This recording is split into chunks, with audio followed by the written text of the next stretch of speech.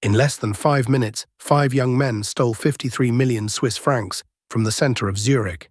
They escaped without firing a shot, left millions behind because their van was too small, and then made mistakes so careless that the crime began falling apart almost immediately.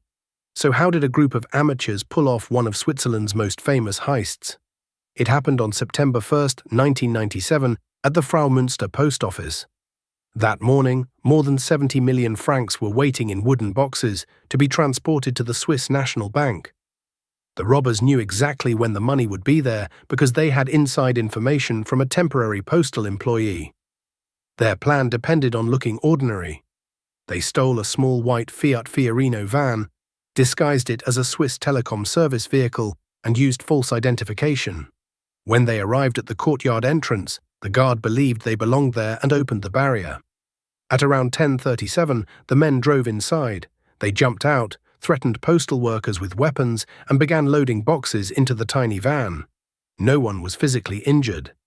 Later reporting said some of their weapons were toy pistols and the Kalashnikov was unloaded, but the employees had no way of knowing that.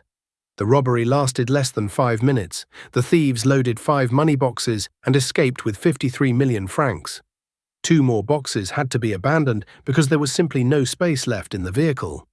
Their biggest problem was not getting the money. It was fitting it into the van.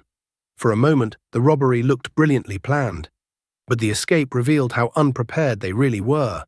They tried to destroy the getaway van by setting it on fire, right beside a fire station. Firefighters extinguished it so quickly that investigators recovered valuable evidence.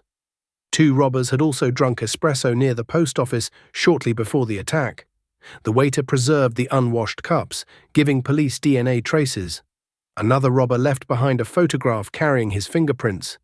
The insider had even been recorded by security cameras while photographing the future crime scene.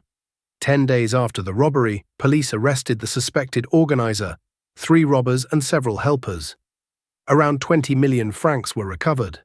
The final main robber remained abroad for more than a year before being arrested in Miami after police monitored a call to his girlfriend.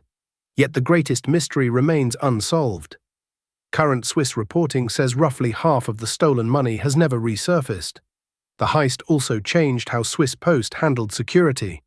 High-risk cash transports were professionalized or outsourced, surveillance improved, and large amounts of cash became less common as payments moved toward cards and digital systems.